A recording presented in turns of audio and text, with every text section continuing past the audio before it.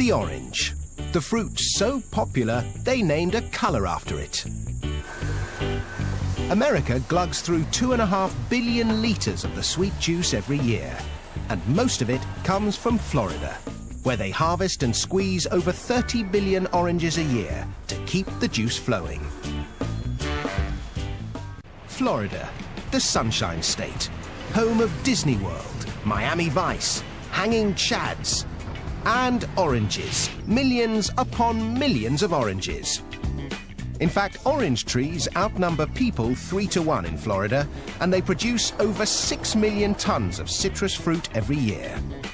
And almost all of it ends up as breakfast orange juice. To grow oranges, what you need is good soil, large quantities of blissful Florida sunshine, and buckets of rain. They don't like to advertise it, but the Sunshine State is also the soggy state. Parts of Florida are among the wettest places in the US, with up to 180 centimetres of rain a year. Not so good if you came here for a beach holiday, but great for farmers like Tom Kirshner. This is what adds up to giving us a good environment to grow citrus, adequate rainfall to produce large crops with lots of juice in them. Thanks to the sizzling sunshine and dismal downpour, Tom's able to grow 5 different varieties of oranges here. They do this because each variety ripens at different times of year, which means you can enjoy OJ all year round. But how do they know when an orange grove is ripe for harvesting? To guarantee that the juice will be liquid sunshine, the sugar-to-water content is analysed, yielding a measure known as the Brix. When it's at least 10% sugar, the oranges are ripe for the picking. But there's no substitute for the taste test.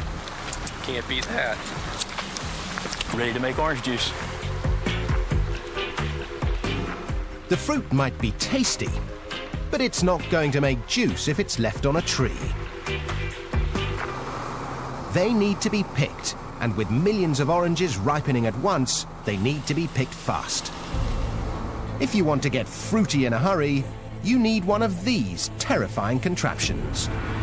Or as they like to call it here, the Oxbow 3220. This magnificent machine is what's known in the trade as a continuous canopy shaker. And this particular machine was designed by Tom Visser. It engages the foliage of the tree and shakes it to and fro, and the shake is violent enough to sever the fruit stem, and then the fruit falls and gets intercepted. The Oxbow can harvest an incredible 2 tons of oranges every minute. This performance comes at a price.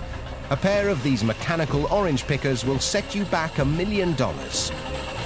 Just as well, Tom's got enough work to keep them busy, picking 2 million boxes of oranges, totaling 81,000 tons of fruit per year. Once the oranges have been picked, the race is on to make sure your breakfast OJ tastes as fresh as can be. So the fruit is shipped out in these 400 horsepower transport trucks, 20,000 kilos at a time. The trucks bring them to an OJ processing plant, like this one in Lake Wales. Dave Crumbly makes sure they don't run out of oranges. We'll do about 200 of these trucks a day. And each one of these trucks will hold about 120,000 oranges. In 24 hours, we'll be about 24 million pieces of fruit that will run through here. So, more often than not, Dave gets his daily dose of vitamin C. To begin with, the oranges are washed out of the trucks. The fruit is then carried along 2 kilometers of conveyors into the processing plant where it's graded. The oranges are separated by size, and it's time to extract the juice. But these days you won't find gangs of sad-looking orange squeezers with sore wrists. This is orange juice squeezing on an industrial scale. This fearsome machine drops each orange into a ring of metal prongs, which squeeze out the juice before ejecting the pith and peel. From orange to OJ in the blink of an eye. Of course, when it comes to OJ, the world is divided into 2 great opposing camps. One likes it smooth, the other with bits. So a load of the pulp that has been carefully screened is added back into the juice to create the wholesome, authentic OJ with all the good stuff still in it.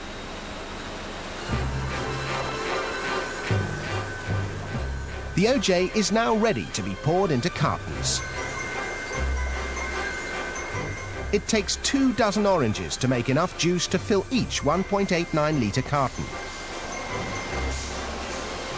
But quantity counts for nothing unless the quality's good enough to keep orange juice the world's favourite breakfast tipple. There are palates that can tell a Beaujolais from a Burgundy in an instant. And noses that can whiff a Chanel No. 19 from 100 paces. Well, these guys do the same for OJ. An expert OJ taster can spot minute variations in taste, composition and acidity. Doesn't have a very much oily feeling either, does it? There are 11 different measures of quality. Only when a batch of OJ ticks every box is it fit to be shipped. All that effort means this factory alone turns 3 billion oranges into over 250 million litres of juice every year, which makes delicious fresh OJ a luxury we can all enjoy. I love oranges. I love orange juice. Nothing any better.